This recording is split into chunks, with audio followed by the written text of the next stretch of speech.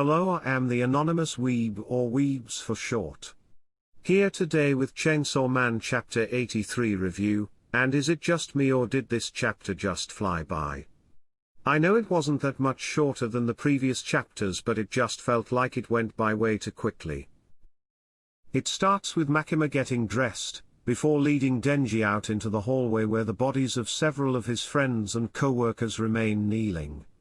Some of them decapitated with their heads next to them, or in the case of poor fucking Power, missing the upper half of their body with their head on the ground next to her.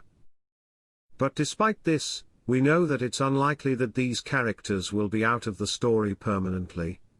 We know devils, if killed on Earth, reappear in Hell and vice versa, but as of right now I don't know how long it's going to be before we see them back in action, unless we get a Hell arc, which I could see this being a setup for Denji to quite literally go through Hell and back to get his friends and break free from Makima. Speaking of Makima, she tells the still mostly lifeless Denji, who is walking beside her, still traumatized and mentally broken down from the previous chapters, that despite their differences that they worked to protect him and that they are all waiting for today. The day of rebirth. We do not get to find out what she means as an explosion goes off courtesy of a rocket launcher being shot from a nearby building on Kishibe's orders. But, if I had to hazard a guess, I'd say that they aren't dead, at least not fully, because we know devils can regenerate from absolutely stupid amount of damage with blood, or maybe she actually wants Denji to kill them, as in break them from the cycle of death and rebirth. It's hard to know for certain. Moving on, we see Makima is bleeding amongst the rubble, and Denji is laid up against the wall, looking to have been stunned by the explosion. Before he can recover, a SWAT team bursts in and begins to rail down gunfire on Makima. We know bullets aren't enough to kill her, but they seem to keep her pinned. Seems like despite them not killing her, they do in fact at least partially immobilize her for a moment. Meanwhile, on the roof of another building nearby, 6 individuals stand. They each slit their throats after Kishibe apologizes to them. They're requesting that the Hell Devil kill Makima and take her to Hell.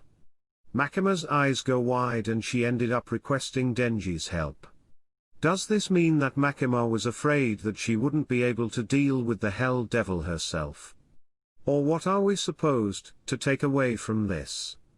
I'm not certain. It makes me put into question how powerful Makima really is, when she can't control someone or something. But before Denji can do anything, however, from his stomach erupts what looks to be his intestine, which wraps around his neck like a noose.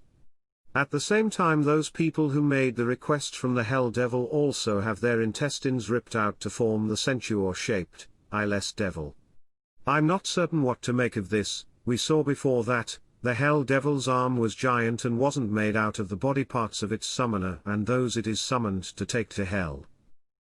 So this makes me a bit curious about if this is the true form of the Hell Devil, or if this is just a fraction of it, because its true form can't leave Hell, or because the sacrifice wasn't enough.